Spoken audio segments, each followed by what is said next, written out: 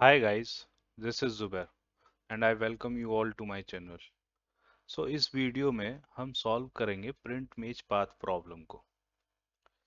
हमने last video में भी प्रिंट मेज पाथ प्रॉब्लम को सॉल्व किया था, बट आज की प्रॉब्लम थोड़ी सी डिफरेंट है। तो चलिए प्रॉब्लम को समझते हैं पहले। तो प्रॉब्लम ये है कि हमें n इंटू एन का एक मेज दिया हुआ है, ठीक है, जहाँ n रो को डिनोट करता है और n कॉलम को, ठीक है।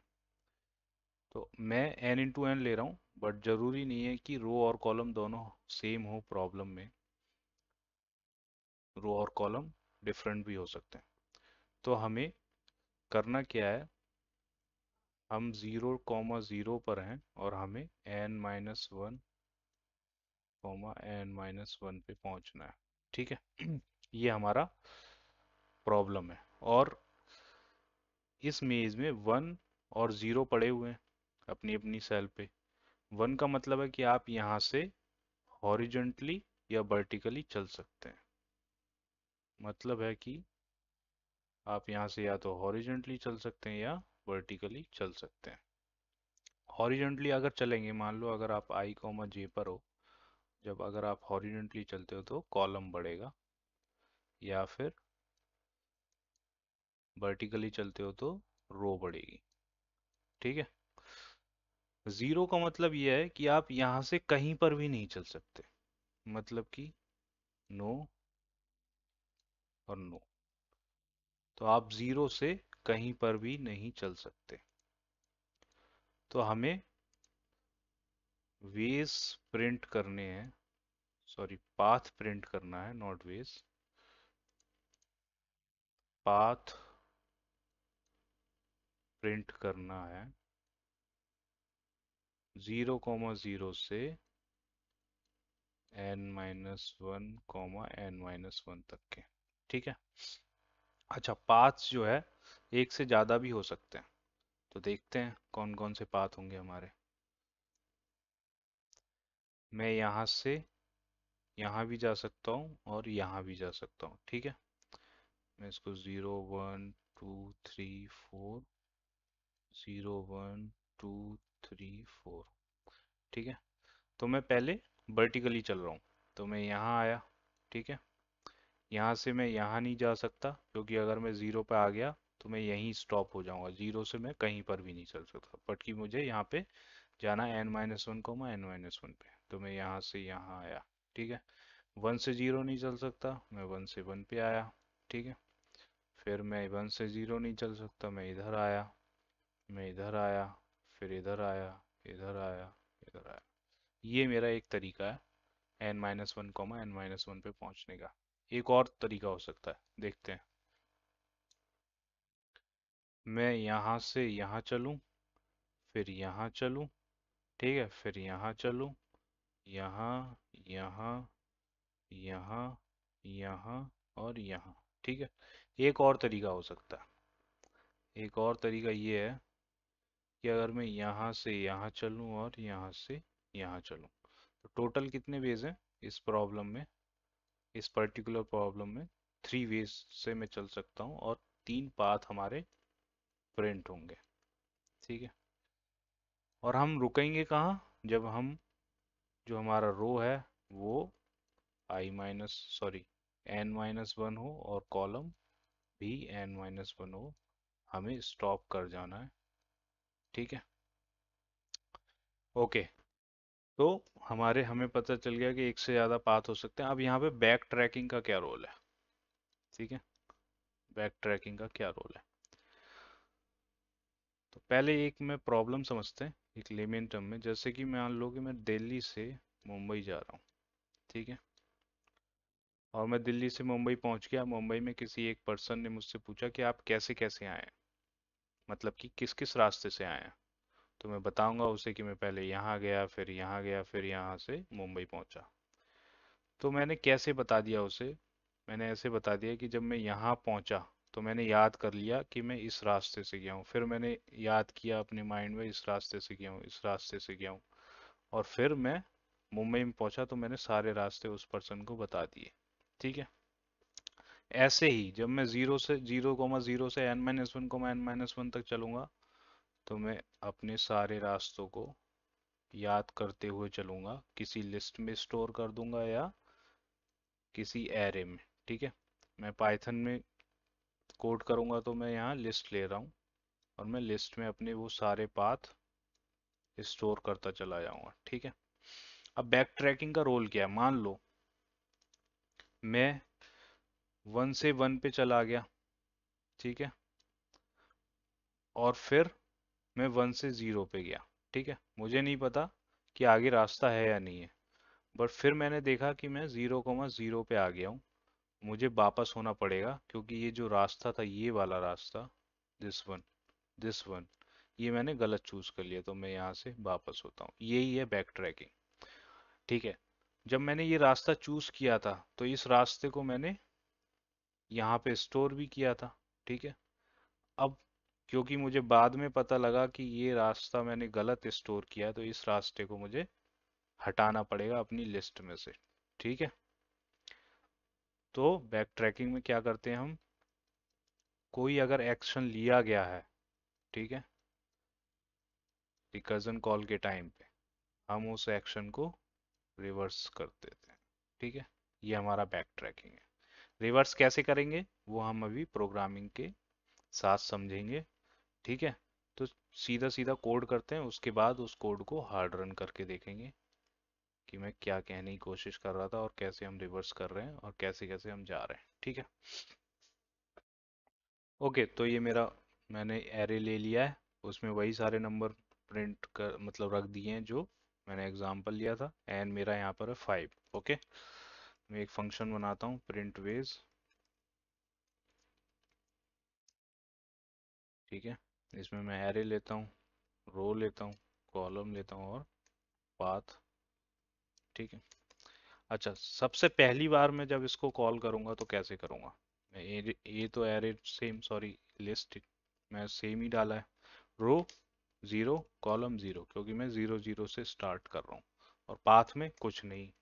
ठीक है, तो मैंने खाली लिस्ट डाल दी। अच्छा, जो रिकर्जन स्टॉप करने वाली हमने कंडीशन डिस्कस की थी, वो क्या होगी? अगर रो n-1 हो जाए एंड कॉलम n-1 हो जाए, मतलब कि हम लास्ट में पहुंच गए हैं।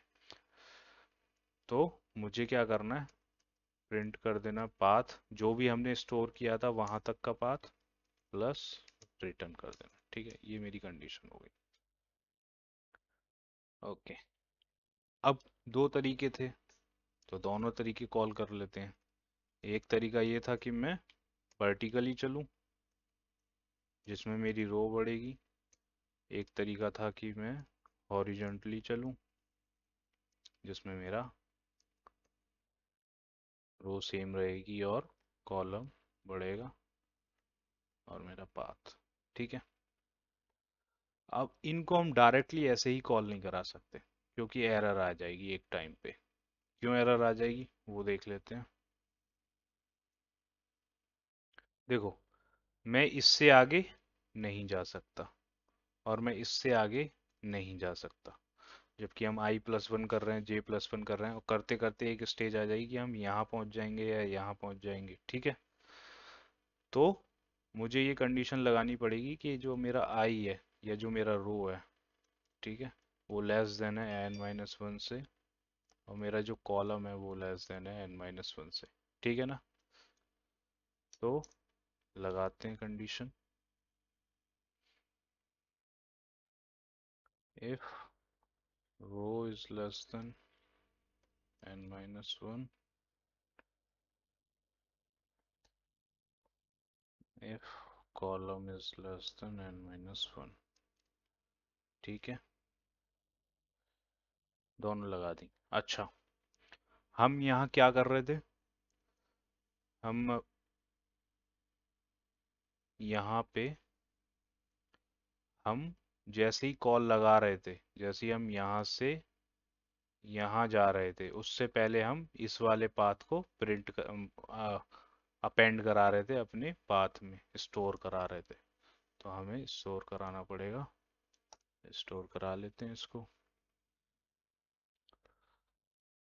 path dot append str row plus str call plus arrow. ठीक है, एरो दे दिया, पता रहेगा कि कहाँ से कहाँ चल रहे हैं। ऐसे ही मुझे यहाँ कराना पड़ेगा, str रो प्लस str कॉलम प्लस मुझे इसमें एक और कंडीशन लिखनी पड़ेगी। वो क्या होगी कि मुझे ये भी चेक करना पड़ेगा, मुझे वापस आना है, रिटर्न कराना है अगर कोई ज़ीरो वैल्यू आ जाती है। ठीक है ना, उस ज़ीरो वैल्यू को हम पाथ में नहीं डाल सकते। If row column is equal to zero, मैं यहाँ रिटर्न करा रहा हूँ। ठीक है, और जब ये रिटर्न होगा, ठीक है, तो वो यहाँ आएगा, लाइन नंबर 17 या लाइन नंबर 20 पे आएगा। ठीक है, और लाइन नंबर 17 से पहले हमने वो पाथ को हमने क्या किया, अपेंड कराया हुआ है। तो मुझे वो पाथ जो कि गलत पाथ है, जिसको मैंने अपेंड करा लिया था, बट मुझे बाद में पता चला यहाँ रो कॉलम जीरो पे कि ये पाथ मुझे चूज नहीं करना था, इसलिए मैंने रिटर्न करा दिया। तो मैं उसी को 17 के बाद पॉप करा दूंगा, उस पाथ को डिलीट कर दूंगा अपनी लिस्ट में से। ठीक है, ये मेरा कोड है, इसको एक बार रन करके देख लेते हैं।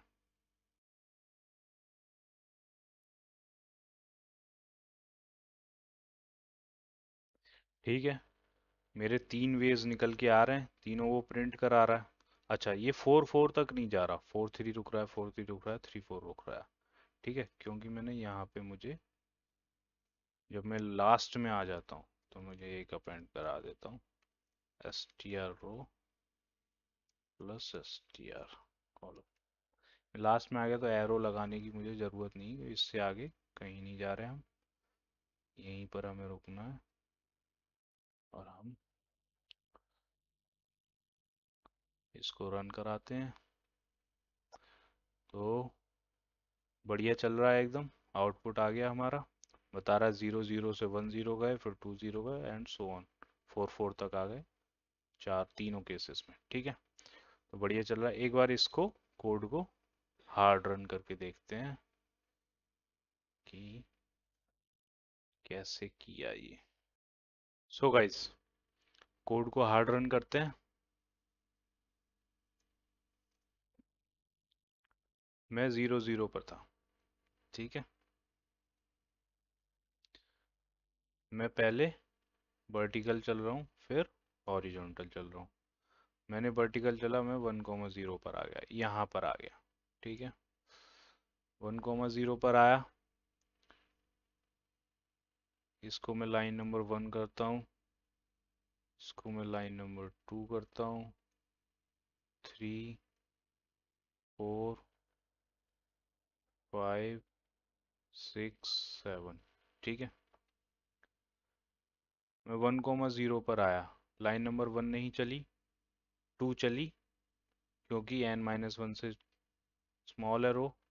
मैंने फिर एक कॉल लगा दी, मेरी रो बढ़ गई। ठीक है, मैं 2 0 पर आ गया। अच्छा, 1 0 से पहले जब मैं कॉल कर रहा हूँ 2 0 पे, लाइन नंबर 3 से पहले मेरी अपेंड लाइन थी, जहाँ पे हम अपेंड कर रहे थे। मैंने वो कोड यहाँ लिखा नहीं है, बट कोड में हम अपेंड कर रहे थे ना लिस्ट में, तो मैंने पाथ में 0 0, और ये मेरा पाथ अगर समझ लो, तो पाथ में मैंने 0 0 1 0 अपेंड कर दिया। ठीक है, फिर 2 0 पर आए, 2 0 पे ये कंडीशन चली, टू ट्रू हो गई। मैंने फिर से प्रिंट वेस किया, लेकिन उससे पहले मैंने अपेंड किया, तो 2 0 अपेंड कर दिया, और मेरी कॉल आ गई 3 0 पर। ठीक है, 3 0 पर मेरा 0 पड़ा हुआ है, तो लाइन नंबर 1 चली। ठीक है, लाइन नंबर 1 चली, इसने किया रिटर्न, ये रिटर्न किया, हम आ गए यहाँ। ठीक है, 2 0 पर आ गया। अभी मेरा रो 2 है, कॉलम 0 है। ठीक है, अब हम जब लाइन नंबर 1 ने रिटर्न किया तो हम 3 लाइन पर आए थे, ठीक है ना, क्योंकि यहीं से कॉल हो गई थी, तो यहाँ पे रिटर्न हुआ। रो यहाँ पर मेरा था 2 और कॉलम था 0, ठीक है।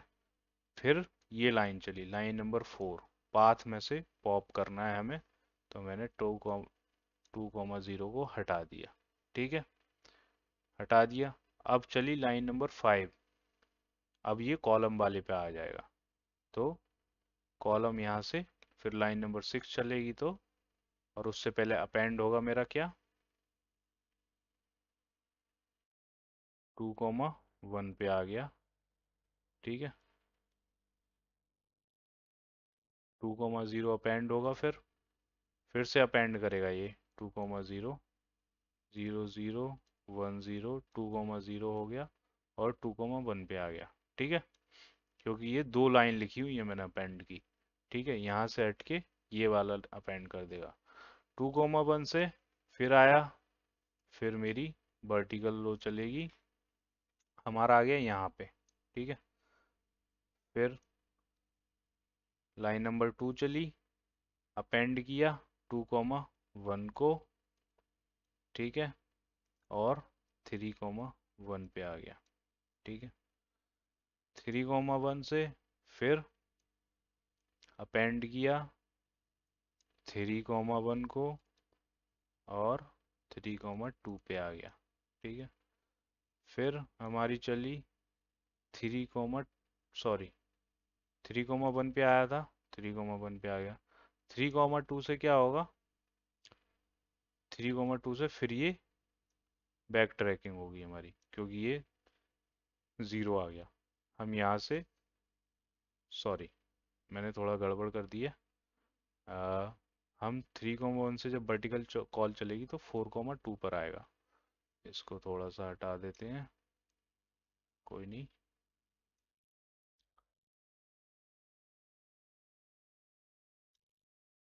ये आया 4,1 पे, सॉरी, क्योंकि हम रो बढ़ा रहे हैं, ठीक है। 4,1 पे आ गया, ये 4,1 से फिर कॉल चली 4, अब हाँ, अब ये कॉल चलेगी जो हमने ये वाली लाइन देखेगा, 4 पे आ गया। अब इससे आगे नहीं बढ़ सकता, नहीं बढ़ सकता, ये नहीं चलेगा, हमारा जाएगा सीधा ये 4,2 पर, क्योंकि हम वर्टिकल और नहीं बढ़ा सकते, हमने लिमिट एक्सीड कर दी, इससे आगे नीचे नहीं जा सकते, 5,1 नहीं कर सकते, तो 4,2 वाली कॉल चलेगी। और इसी तरह फिर ये नहीं चलेगा, वर्टिकल आगे यहाँ से नीचे नहीं जा सकते, तो ये इधर जाएगा, 4,3 पे चलेगा। फिर यही कंडीशन होगी, यहाँ से हम नीचे नहीं जा सकते, ये 4,4 पे जाएगा और रिटर्न करा देगा। जो वो कंडीशन थी, हम आ गए हैं कि रो भी n-1 के बराबर है, कॉलम भी n-1 के बराबर है, और ये प्रिंट कर देगा हमारा पाथ। आई होप कि बैक ट्रैकिंग समझ में आया होगा, ठीक है। इसके बाद और भी कुछ क्वेश्चन को लेंगे, और बैक ट्रैकिंग के कुछ कुछ क्वेश्चन जैसे एन क्वींस प्रॉब्लम है, क्लासिक प्रॉब्लम है, उसको सॉल्व करेंगे, और एक दो प्रॉब्लम और है उनको भी सॉल्व करेंगे। तो आई होप कि बैक ट्रैकिंग और क्लियर हो जाएगा। तब तक के लिए थैंक यू।